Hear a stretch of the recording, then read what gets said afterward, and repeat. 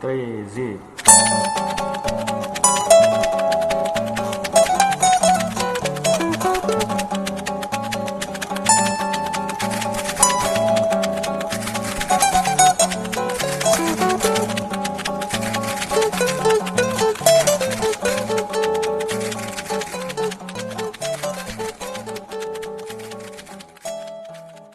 O cristianismo é uma tradição religiosa identificada como a religião do livro. A este cânon chamamos de Bíblia, um conjunto de livros e experiências humanas narradas a partir da vida com os pés no chão e nas realidades humanas dessa terra que Deus nos deu. Já imaginaram a Bíblia e a vida no mesmo lugar? Num encontro possível entre o coração da humanidade, as experiências de fé e a essência de vida. Uma colorida de danças circulares, de poesias, poemas e cantorias. Este é o podcast Dedinho de Prosa, que surgiu como resultado de um grupo de aprofundamento bíblico-teológico. Podcast produzido e apresentado pela coordenação do Centro de Estudos Bíblicos em Goiás, com o apoio da Paróquia Anglicana São Felipe, nas cidades de Goiânia, Goiás, comunidade de fé ligada à Diocese Anglicana de Brasília e Igreja Episcopal Anglicana do Brasil. Eu sou Roneide Braga, sou professora de História e Sociologia da Rede Estadual de Educação aqui em Goiás, vivo na cidade de Anápolis e também sou membro do CEBI Goiás e do Grupo da Praça em Movimento Político. Meu nome é Múria. Eu faço parte do Centro de Estudos Bíblicos, CEBI, em Goiás. Também faço parte do Movimento de Adolescentes e Crianças, MAC, e da equipe do Centro de Documentação Dom Tomás Balduino, da Comissão Pastoral da Terra. Sou educadora popular. Neste episódio, contamos com a assessoria de Vanildes Santos. Vanildes, ela é teóloga popular, biblista e professora. Ela é membro da Igreja Católica Apostólica Romana, assessora do CEBI do Distrito Federal e colaboradora do Cajueiro. Também atua como consultora da Estúdio Consultoria Educacional. A Vanildes propôs neste encontro fazer uma leitura hermenêutica a partir da comunicação não violenta. E o tema abordado é Abre-te, baseado na narrativa bíblica do Evangelho de Jesus Cristo, segundo a comunidade de Marcos, capítulo 7, versículos 31 a 37, a partir do livro Grupos de Jesus, do biblista José Antônio Pagola. Pagola é um sacerdote católico romano, nascido no ano de 1937, no País Basco, que fica no norte da Espanha.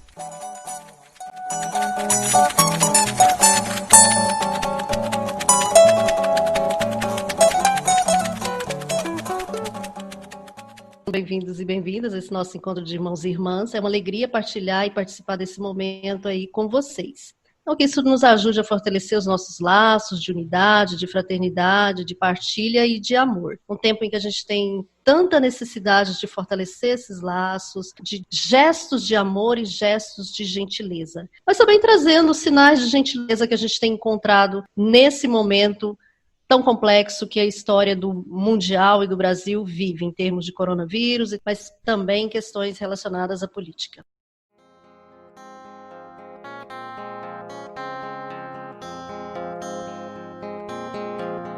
Eu sou Vanildes, sou goiana, mas moro aqui no Distrito Federal, em Taguatinga, já tem 10 anos. E nesse tempo estou professora na Universidade Católica de Brasília e aqui no CEBI do DF, nos trabalhos aqui na assessoria, nas coordenações, aqui do CEBI do Distrito Federal. E sou colaboradora do Cajueiro, que a sede fica aí em Goiânia, mas que tem ramos espalhados por vários lugares, né? Eu sou um dos ramos do Cajueiro também, aqui em Brasília. A temática de hoje é a reflexão que o Pagola faz a partir do texto de Marcos 7, 31 a 37. Talvez a primeira coisa que a gente pudesse fazer é fazer a leitura do texto. Jesus saiu de novo da região de Tiro, passou por Sidônia e continuou até o mar da Galileia, atravessando a região da Decápole. Levaram então a Jesus um homem surdo e que falava com dificuldade, e pediram que Jesus pusesse a mão sobre ele. Jesus se afastou com o homem para longe da multidão. Em seguida, pôs os dedos no ouvido do homem cuspiu e com a sua saliva tocou a língua dele. Depois olhou para o céu, suspirou e disse: Efatá, que quer dizer, abre-te. Imediatamente os ouvidos do homem se abriram, sua língua se soltou e ele começou a falar sem dificuldade. Jesus recomendou com insistência que não contassem nada a ninguém. No entanto, quanto mais ele recomendava, mais eles pregavam.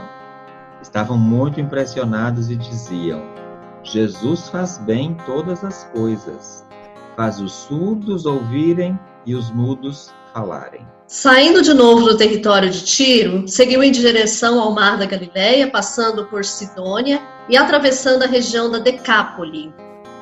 Trouxeram-lhe um surdo que gaguejava e rogaram que impusesse as mãos sobre ele. Levando-o a sós para longe da multidão, colocou os dedos nas orelhas dele com saliva, tocou-lhes a língua. Depois, levantando os olhos para o céu, gemeu e disse Efatá, que quer dizer, abre-te. Imediatamente abriram-se-lhe os ouvidos, a língua se desprendeu e falava corretamente. Jesus proibiu de contar o que acontecera. Quanto mais o proibia, tanto mais eles o proclamavam. Maravilhavam-se sobremaneira, dizendo: Ele tem feito tudo bem, faz tanto os surdos ouvirem como os mudos falarem.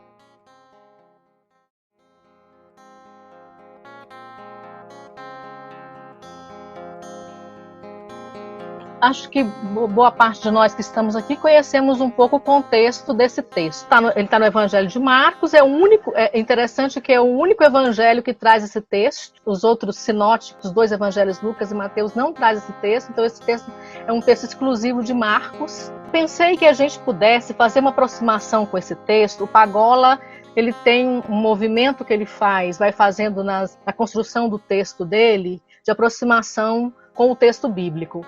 Mas eu fiquei tentada agora, nesse momento aqui, a gente fazer uma aproximação com esse texto a partir dos elementos da comunicação não violenta, que tem muito a ver com o jeito que nós do CEBI já fazemos a leitura do texto, com o jeito que nós já refletimos o texto, com o jeito que nós entramos e nos aproximamos do texto bíblico. Então, a primeira coisa, o que a gente hoje, nesse momento que nós estamos, que a gente faz a leitura desse texto, o que a gente observa nesse texto que chama a atenção da gente? Me chamou a atenção aqui no texto quando fala Jesus o levou para longe da multidão. E logo depois fala assim, quando estavam sozinhos, multidão e sozinhos, esses dois contrastes de espaço. Uma coisa que me chama a atenção, Vanildes, é o começo, do começo da narrativa, que parece que o autor está muito interessado no estrangeiro, que todas as cidades que estão ali são todas cidades estrangeiras. Então, a minha impressão é de que tem algum problema em relação a gente estrangeira. Então, sei lá, algum tipo, quem sabe, preconceito, ou xenofobia, ou desentendimento, né? Você não entende, ou silenciamento. Mas essa coisa de Tiro, Sidônia, a Decápole, atravessar o mar, né? Isso me chamou a atenção, assim, quando eu comecei a ler o texto, que deve ter alguma coisa a ver com gente que não é da trupe ou da cultura de Jesus. É algo que me chama muita atenção, porque o autor que escreveu, ele ambienta um pouco, ele coloca um rito que Jesus fez com a saliva e tudo mais, né? Que provavelmente a gente pensar isso devia ser muito forte na cultura popular, no pessoal. Até hoje a gente tem, né, práticas, etc., que tem todo um significado de cultura, de medicina popular. Ali na época eles tinham as deles, né? E a gente vai pensar quando a gente vê que muitas vezes a gente perde a dimensão de que Jesus era uma pessoa enraizada no seu tempo, na sua cultura. Não era alguém que caiu, eu sou Deus e sou onisciente, vejo alguém que tinha um senso de missão muito forte para trazer Deus para as pessoas, mas é dentro da sua cultura, né? E se nós formos pensar, é interessante que o autor retratando isso para um público que muitas vezes não era um público familiarizado com aquele ambiente. E que era esse impacto para os leitores, né? Ver. O texto é um texto que ele dá mesmo indicativos geográficos. Onde é que Jesus está, por onde ele anda, onde é que ele vai. Se a gente olha no texto, a gente tem aí a região a Palestina no tempo de Jesus. E aí nós estamos vendo na região da Galileia, que está Decápole do lado, Decápole abaixo do mar da Galileia. Logo acima da Galileia, a gente vai ver a Sírio-Fenícia, que é a região de Tiro, de onde o texto fala que Jesus está saindo da região de Tiro e desce, passa por Sidônia, passa pelo Mar da Galileia e vai para Decápole, que é outro lugar mais na fronteira com a Palestina. Então tem a ver o texto não só geograficamente colocado aí, mas também tem aí uma chamada da comunidade de Marcos para uma atenção para com os povos que não são, ou com as pessoas que não são da região geográfica da Palestina. E também há uma chamada de atenção para pessoas que não são do universo religioso judaico, mas que está fazendo uma aproximação com a comunidade cristã. Na perspectiva do contexto, a gente sabe, é conhecido que o texto de Marcos, ele é um texto mais ou menos do ano 70 depois de Cristo, e o tempo é um tempo difícil, porque é um tempo de perseguições, é um tempo de guerra, é um tempo que a Palestina, essa região, está arrasada, e a situação do povo é uma situação de fome, de doença, de abandono. A comunidade dos seguidores de Jesus, os primeiros seguidores de Jesus, estão aí, nesse lugar, no meio dessa confusão, dessa situação toda que está aí. A comunidade na qual o Evangelho de Marcos revela está aí nesse meio. E parece que a comunidade está querendo dar algumas respostas, né? Dar alguma resposta para a situação. Tem alguém querendo saber quem é esses e essas que seguem Jesus, quem é Jesus, como é que a comunidade que é seguidora dele precisa se comportar. Então, parece que tem gente querendo saber disso porque tem algumas desconfianças com relação a esse povo, porque estão acolhendo ou que estão tendo presente no meio delas pessoas que não são consideradas de bom grado para esse povo que tem nas suas raízes a religião judaica. Então, quem é Jesus? Qual é o papel da comunidade seguidora dele? Essa é a pergunta que está sendo feita e é a que o Evangelho de Marcos ele quer responder. E aí Jesus aparece como alguém que está o tempo inteiro cuidando da vida das pessoas, o tempo inteiro andando de um lado para o outro, né? O tempo inteiro indo em diversos lugares. Se a gente pegar o Evangelho de Marcos e for lendo ele, a impressão que eu tenho, se a gente imaginar a cena, a gente cansa de tanto que Jesus vai para um canto, vai para outro, sai de um canto, vai para outro canto, principalmente na região da Galileia, na região norte da Palestina, principalmente,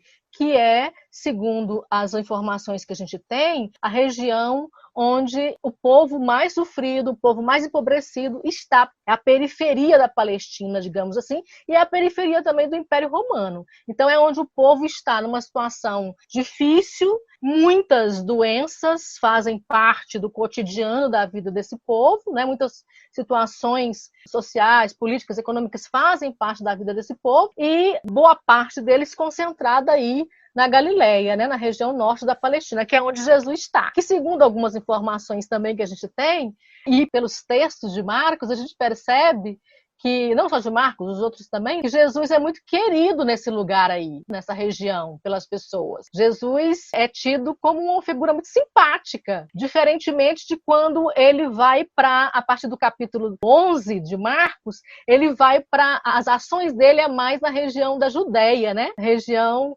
sul da Palestina, e ali é mais conflituosa a relação, porque é a relação mais com as autoridades, tem uma relação mais conflituosa. Jesus não é tão simpático assim, parece, ali naquela região. Mas então, e aqui nessa realidade sofrida do povo, nessa situação que o povo está, tem uma coisa interessante aí, é que se a gente vai perceber, ele revela esse contexto, ele fala desse contexto, mas se a gente observa também onde é que está esse texto dentro do Evangelho de Marcos, primeiro que ele está no bloco de 1 a 9, que segundo alguns estudiosos é justamente o bloco que fala mais desse lugar da Galileia e arredores dela, gente estrangeira que está em volta dela também. E a outra coisa que a gente pode perceber são os textos que vêm antes desse texto.